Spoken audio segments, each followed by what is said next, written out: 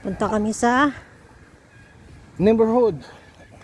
kaibigan namin dito. Lakarin lang naman, galing ng bahay.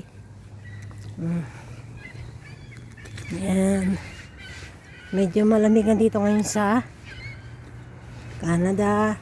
Oh, 6 degrees. 6 degrees lang. May ingay yung mga ibon. Medyo makulimlim. Malamig na nga talaga ngayon. Autumn na kasi. Laglaga na yung mga dahon. Kaya tinawag na fall. Yan. Tulog pa yung ibang mga taong nakatira dito. Siyempre dito sa Guelph, Ontario, ang Guelph ay pinakamaliit na town. Nandito din yung mga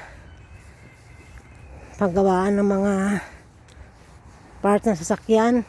Tinatawag ng company na pinakamalaki dito sa Guelph ay Linamar.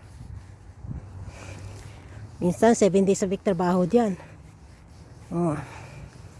Yung iba naman, pag wala sila makuhang tao dito, kumukuha sila ng tao doon sa Pilipinas.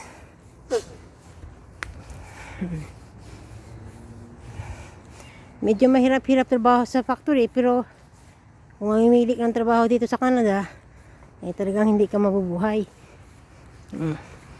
Kung gusto mo rin magkaroon ng sasakyan, kailangan dalawa trabaho mo para may sapat na pambayad ng kotse at insurance. Yan.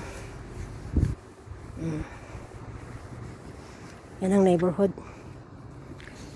Yan. Dadala kami ng lakad-lakad.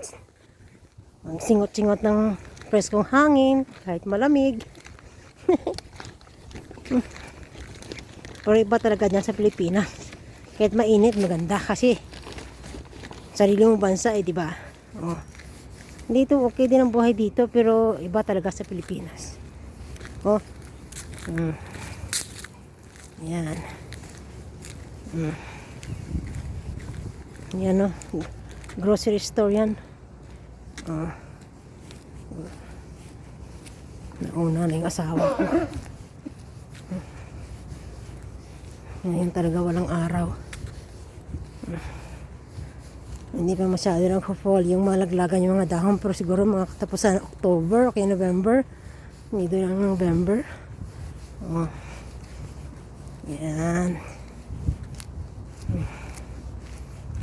Ayun, may orange ng dahon, ibig sabihin palaglag na yan.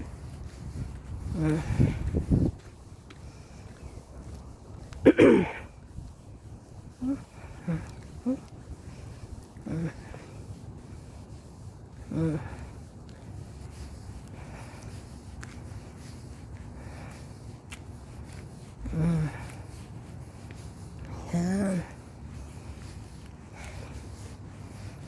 Nauna na yung asawa ko, hindi makapaghintay.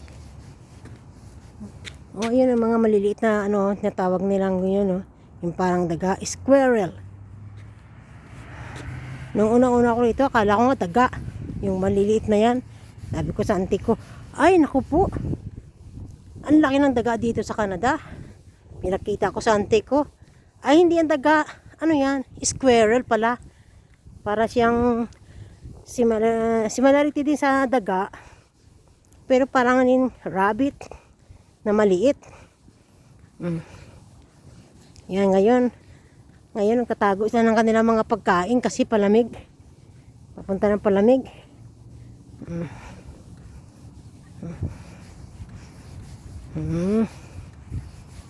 Ang dami nila, sana kayong green squirrel.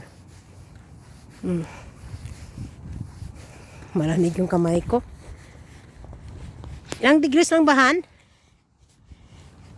Han, ilang degrees ngayon? Ilang degrees? 6 daw. Bilisan daw ang lamig kasi yan ang mga dahon,